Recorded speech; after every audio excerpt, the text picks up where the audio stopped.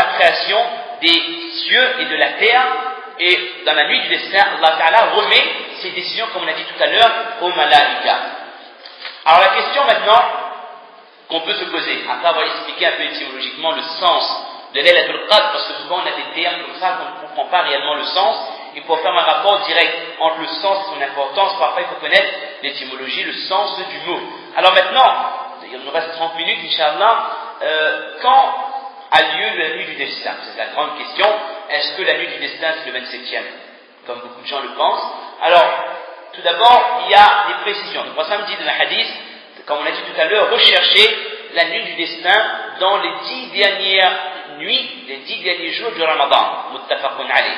Et dans une version de Abu Dhar, on va dire les hadiths en français maintenant parce qu'on va prendre beaucoup trop de temps, dans un hadith de Abu Dhar, qui a été rapporté par Imam al-Nasa'i et Imam Ahmad ibn Hanbal, rahimahumullah, il dit que j'ai demandé au prophète sallallahu alayhi wa sallam, au prophète d'Allah, donne-moi des informations sur la nuit du destin. Est-ce que la nuit du destin se trouve dans les 20 premiers jours? Et le prophète a dit que là, non, la nuit du destin se trouve dans les 10 derniers jours. Et puis le prophète dit, la tas'alni an shay'in ba'daha. Il dit, maintenant ne pose plus de questions. Le prophète dit avec Hazrat Abu Dhar, ne pose plus de questions maintenant.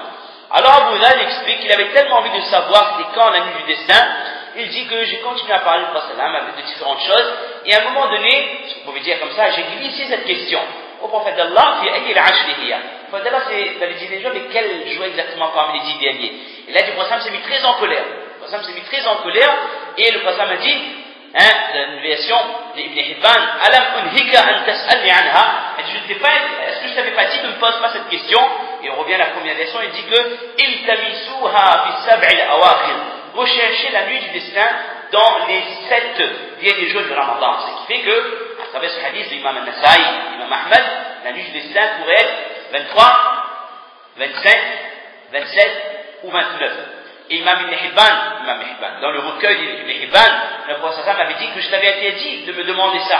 Et il a dit que Inna Allah law adina li an ukhbirakum biha la akhbartukum. Il a dit que si Allah m'avait permis de te le dire, si Allah m'avait permis de vous en informer, je l'aurais fait, mais je n'ai pas le droit de vous dire.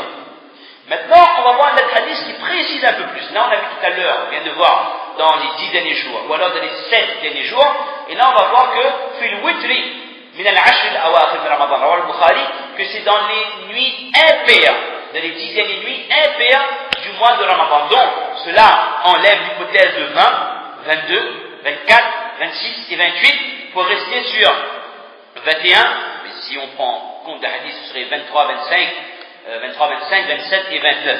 Imam al-Shafi'i, rahimahullah, selon lui, la nuit du destin, Laylatul Qadr, c'est le 23e, la nuit du 23. Voyez? Et Imam Ahmad, rahimahullah, selon lui, c'est le 27e. Alors, il faut qu'on comprenne bien quelque chose, pardon. Lorsqu'on parle de nuit de 23e, de nuit de 27e, on comprend bien que le jour, dans l'islam, commence à partir du Ghurub al-Shams, c'est-à-dire là, on est le 20e Ramadan. Donc, la nuit impaire du 21e, c'est ce soir. C'est pas quand on vit le 21e et puis le soir, ce sera la nuit, non. Alors, par exemple, demain lundi, c'est le 21e carême. Vous voyez? Après Maghrib, on rentre le 22e. Donc, si on fait ibadat demain soir, on n'a pas eu la nuit impaire. La nuit impaire, c'est lorsque le jour commence, c'est-à-dire au Ghurub al-Shams. C'est une petite précision, car beaucoup de gens se trompent. Vous voyez? Maintenant, on va voir qu'il y a certains qui sont d'avis que la nuit du destin, c'est assurément le 27e. Entre autres, Ibn Abi Shayba, il rapporte que, entre autres, Umar, Hazrat Huzaifa et d'autres Sahaba étaient d'avis que la nuit du destin, c'est assurément le 27e. Et Ubay ibn Ka'b, radiallahu anhu, dit que, Wallahi inni la a'lamu ayya laylatin hiya al-laylatu allati, le hadith est long, il dit, je fais qasam par Allah, je sais, c'est quand la nuit du destin. C'est cette nuit où notre prophète, alayhi salatu wa salam, nous avait ordonné de passer la nuit dans la salat, dans le qiyam al-layl. Et il précise, c'était hiya laylatu sab'i wa ishrin, c'était une nuit du 27e. Et Ibn Abbas, radiyallahu ta'ala anhuma, également, il était de cet avis. Il a dit que quelqu'un lui demandait au prophète d'Allah, inni shaykhun kabirun alilun yashukku alayya al-qiyam. Il dit au prophète d'Allah, je suis un vieil homme. J'ai du mal à passer les nuits dans les actes d'adoration. فمرني بليلة لعل الله يوفقني فيها ليلة القدر. ô prophète d'Allah, donne-moi une indication, dis-moi quelle nuit je dois passer en ibadat, peut-être qu'Allah fera en sorte que ce sera cette nuit-là qui sera la nuit du destin pour moi.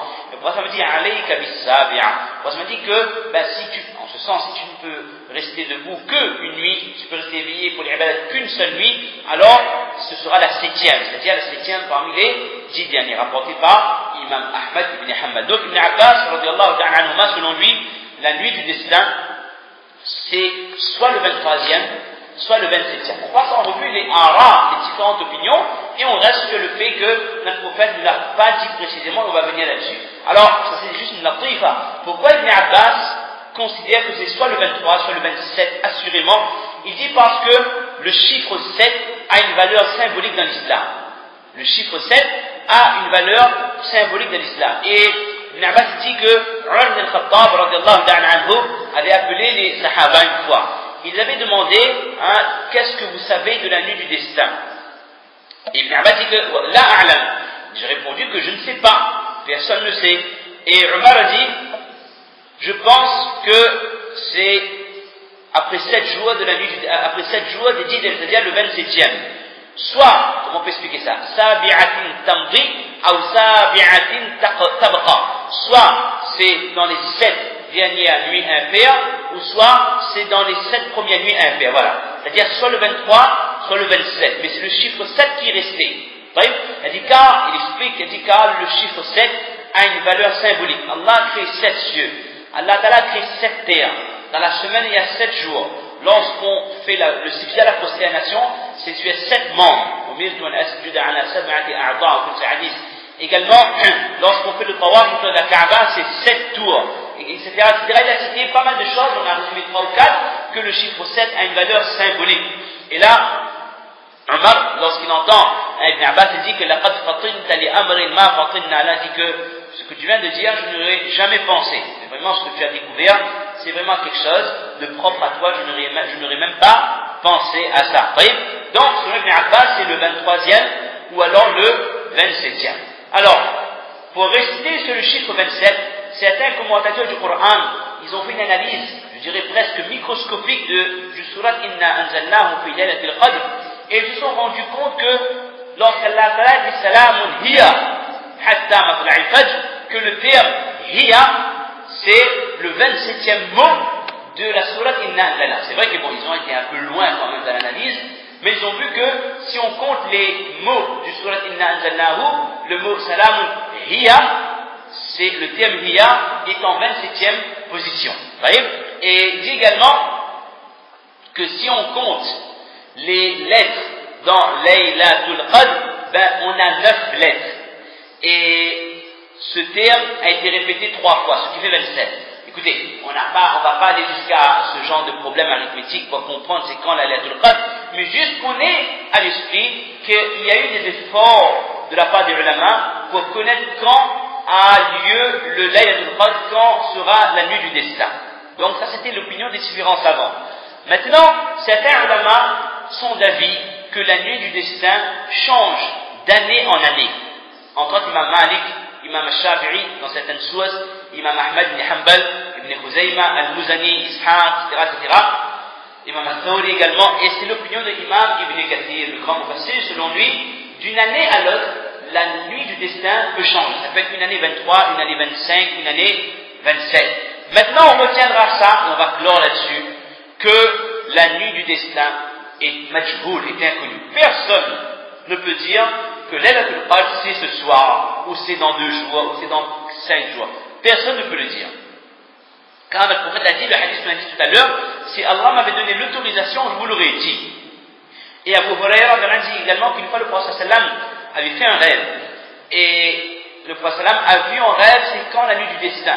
Mais lorsqu'il s'est réveillé, il y a des gens qui l'ont réveillé, une de ses épouses, et immédiatement, il a oublié c'était quand. Rapporté par Imam Muslim. Et dans une autre version, il est dit également, Ala ukhbirukum bi laylatil qadr, qalu bala. فسكت ساعة ثم قال لقد قلت لكم وأنا أعلمها ثم أنسيتها. Prophète de Sahaba, vous voulez que je vous dise c'est quand Laylatul Qadr? Elle m'a dit oui au prophète d'Allah. Et là, le prophète n'a rien dit. Il y a eu un silence. Et puis là, après, il a dit que j'allais vous le dire. Je savais c'était quand. Et tout d'un coup, j'ai oublié. C'est-à-dire qu'Allah Ta'ala fait en sorte que le prophète, alayhi salatu wassalam, oublie, c'est quand la nuit du destin.